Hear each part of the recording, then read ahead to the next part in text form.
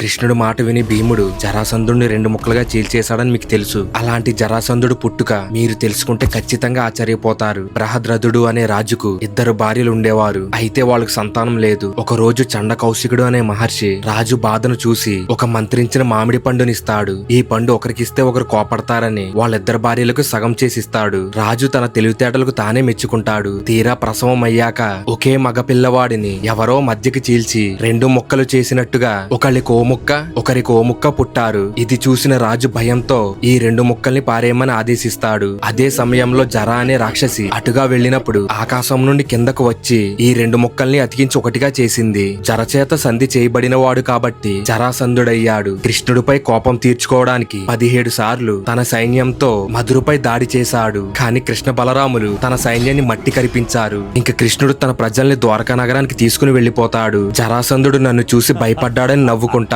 కానీ కృష్ణుడి వ్యూహం తెలియక సంబరపడిపోతాడు. వినాశాలే విపరీత బుద్ధి. ఈసారి కృష్ణుడు భీముడు అర్జునుడితో కలిసి ఒక బ్రాహ్మణుడి రూపంలో మారి జరాసంధుడి దగ్గరకు వెళ్తారు. ఏం కావాలంటూ జరాసంధుడు అడుగుతాడు. యుద్ధం కావాలని కృష్ణుడు అడుగుతాడు. జరాసంధుడు నవ్వుకుంటూ నేను సిద్ధమని చెబుతాడు. జరాసంధుడికి సమానంగా భీముని పంపుతాడు. ఘోరమైన యుద్ధం జరుగుతుంది. భీముడు జరాసంధుడిని చీల్చి పారేసిన మళ్లీ ఒక్కటై ప్రాణం పోసుకుంటాడు. భీముడికి అర్థం కాక కృష్ణుడి వైపు చూస్తుంటే కృష్ణుడు తెలివిగా గడ్డిని చీల్చి ఆపోజిట్ లో పడేస్తాడు. అది చూసిన భీముడు కూడా అలానే జరాసంధుడిని చీల్చి ఆపోజిట్ లో పడేస్తాడు. ముక్కలతుక్కోక కొంతసేపటికి జరాసంధుడు చనిపోతాడు. అది కృష్ణుడి వ్యూహం. జై శ్రీకృష్ణ కామెంట్ చేయండి.